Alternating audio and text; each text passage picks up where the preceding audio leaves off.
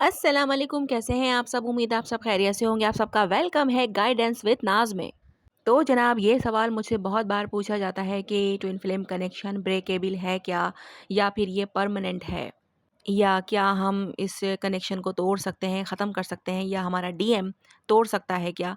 मतलब बहुत सारे डीएफ हैं, उनको भी डाउट रहता है कि कहीं डीएम ने तो नहीं तोड़ दिया, या फिर क्या ये जो कनेक्शन है ये टूट सकता है क्या? चांसेस हैं क्या इसमें? चाहे वो डीएफ तोड़ना चाहे, चाहे वो डीएम तोड़ना चाहे, क्या ये टूट सकता है या फिर ये परमानेंट होता है? तो आज हम इसी टॉपिक पर बात करने वाले हैं। ट्विन फ्लेम कनेक्शन एक ऐसा स्पिरिचुअल बॉन्ड है जो दुनिया के सभी रिलेशनशिप से बहुत अलग होता है। ये सिर्फ इमोशनल या फिजिकल नहीं, बल्कि सोल लेवल पर होता है। लोग अक्सर कंफ्यूज होते हैं कि क्या ये कनेक्शन परमानेंट होता है या ब्रेक हो सकता है। असल में ट्विन फ्लेम का बॉन्ड परमानेंट होता है, लेकिन इसकी फिजिकल या इमोशनल प्रेजेंस कभी-कभी टेम्परेरी ब्लॉक या डिले हो सकती है, जो दोनों की लाइफ के सरकमटेंसेस, कार्मिक साइकिल्स और इनर हीलिंग पर डिपेंड करती है। चलिए हम थोड़ा और डिटेल में समझते हैं कि ये कनेक्शन कैसे काम करता है और किस हद तक ब्रेकेबल हो सकता है, ठीक है? नंबर 1, ट्विन फ्लेम बॉन्ड का एसेंस, यानी कि ट्विन फ्लेम का बॉन्ड सिर्फ रोमांस नहीं है, ये सोल का रिफ्लेक्शन है। दोनों सोल्स एक ही एनर्जी के डिफरेंट पार्ट होते हैं, ऐसा समझ लें। जब दोनों फिजिकली या इमोशनली सेपरेट होते हैं, तब भी उनका एनर्जी कनेक्शन एक्टिव रहता है। ये बॉन्ड हमेशा डीप और स्पिरिचुअल होता है, जो टाइम, डिस्टेंस और सरकमटेंसेस से वीक नहीं होता। बस ये एनर्जी फ्लो टेम्परेरी ब्लॉक या डिले हो सकती है, जब दोनों अपनी पर्सनल ग्रोथ और हीलिंग पर काम कर रहे होते हैं। नंबर 2, फिजिकल सेपरेशन का असर, यानी कि जब डीएम और डीएफ फिज़िकली अलग होते हैं, तो डीएम को ऐसी एब्सेंस फिज़िकल सिम्टम्स में महसूस होती हैं, जैसे कि चेस्ट में हल्का दर्द, ब्रीथिंग में टाइटनेस या हार्ट बीट का तेज़ होना। ये उनकी बॉडी उनके सोल कनेक्शन को फ़ील कर रही होती है, ठीक है? डीएम अक्सर रेस्टलेसनेस, स्लीपलेस नाइट्स और सडन फटीग फ़ील करते हैं, क्योंकि उनका सबकॉन्शियस उनकी डीएफ की एनर्जी को मिस कर रहा होता है। ये फिज़िकल सेंसेशंस टेम्परेरी होते हैं, लेकिन उनका इंटेंसिटी उनके इमोशनल अटैचमेंट और करंट सिचुएशन ग्रोथ पर डिपेंड करता है। नंबर 3, इमोशनल टर्मोइल और कन्फ्यूजन, यानी कि डीएम अपनी रियल फीलिंग्स अक्सर छुपाता है, क्योंकि उन्हें अपने इमोशंस को एक्सप्रेस करना या एक्सेप्ट करना मुश्किल लगता है। ये उनकी इनर फियर और वर्नेबिलिटी और सोशल या फिर पर्सनल एक्सपेक्टेशन की वजह से होता है।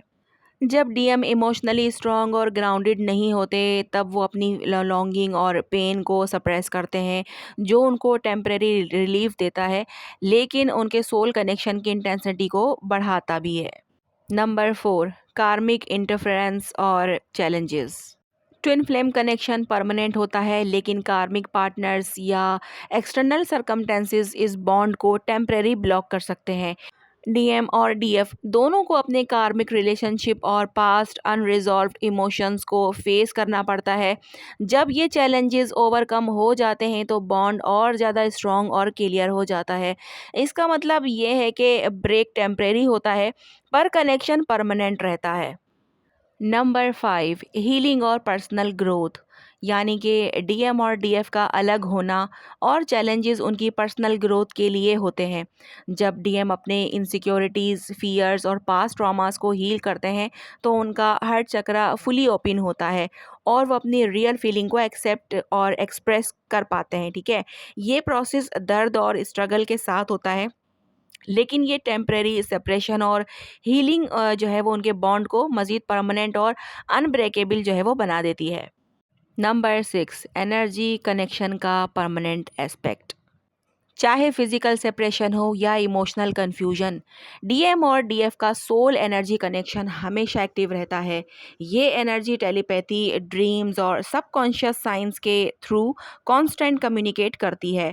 इसका मतलब ये है कि ट्विन फ्लेम कनेक्शन परमानेंट होता है और कभी कंप्लीटली डिस्ट्रॉय नहीं होता। सिर्फ टेम्परेरी, इनविजिबल या ब्लॉक हो सकते हैं इसमें, ठीक है?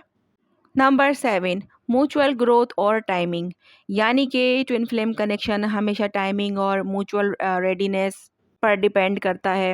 अगर दोनों अपने पर्सनल इश्यूज़ सॉल्व कर लेते हैं और अपनी स्पिरिचुअल मैच्योरिटी अचीव करते हैं, तब रीयूनियन और क्लैरिटी नेचुरली होती है।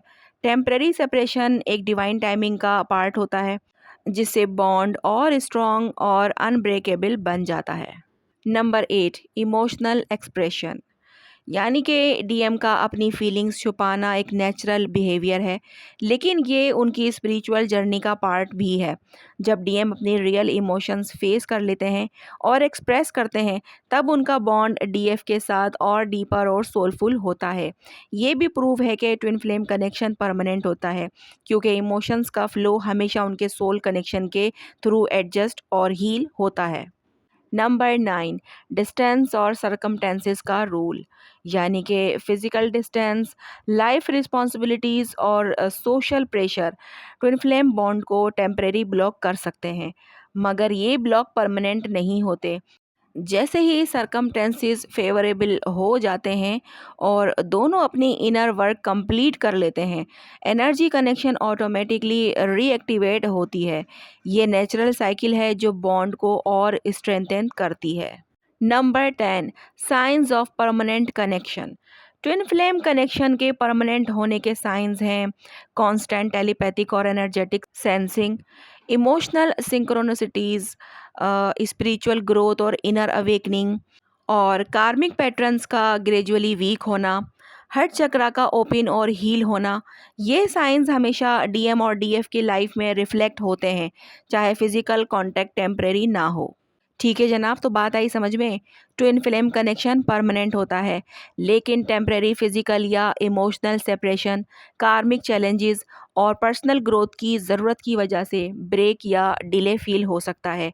डीएम और डीएफ दोनों की एनर्जी कनेक्शन हमेशा एक्टिव रहती है, और जैसे ही हीलिंग और रेडीनेस कंप्लीट होती है, रीयूनियन और क्लैरिटी नेचुरली आ जाती है। डीएम की फीलिंग्स को छुपाना और इमोशनल टर्मोइल और फिजिकल सिम्टम्स सब एक नेचुरल पार्ट है इस स्पिरिचुअल जर्नी का। ये बॉन्ड सिर्फ टेम्परेरी ऑब्स्टिकल के साथ और ज़्यादा स्ट्रॉन्ग और अनब्रेकेबल हो जाता है। तो यहाँ पर ये बात साबित हो जाती है कि जनाब ये बॉन्ड चाहे कुछ भी हो जाए, टूटता नहीं है, टूटने वाला नहीं है। ना ही इसे डीएफ तोड़ सकती है, ना ही इसे डीएम तोड़ सकता है। तो डीएफ जो ये सोचती है कि डीएम ने तोड़ दिया, ख़त्म हो गया सब कुछ, तो ऐसा कुछ नहीं होता। टेलीपैथिकली, एनर्जेटिकली आप लोग एक दूसरे के साथ जुड़े हुए होते हैं। वो आपको फ़ील कर सकता है, आप उसको फ़ील कर सकती हैं, चाहे बज़ाहिरी कोई भी सिचुएशन हो। तो ये कनेक्शन परमानेंट होता है और टूट नहीं सकता, ना ही इसका कोई तोड़ सकता है, ठीक है? तो यहाँ तक बात आ गई होगी आपकी समझ में। कुछ ना समझ में आया हो तो आप लोग कमेंट बॉक्स में पूछ सकते हैं, मैं बताने की पूरी कोशिश करूँगी। आज की वीडियो यहीं तक है, मिलते हैं हम लोग नेक्स्ट वीडियो में। अपना बहुत ज़्यादा ख़्याल रखिएगा और मुझे दुआओं में याद रखिएगा। अल्लाह हाफ़िज़।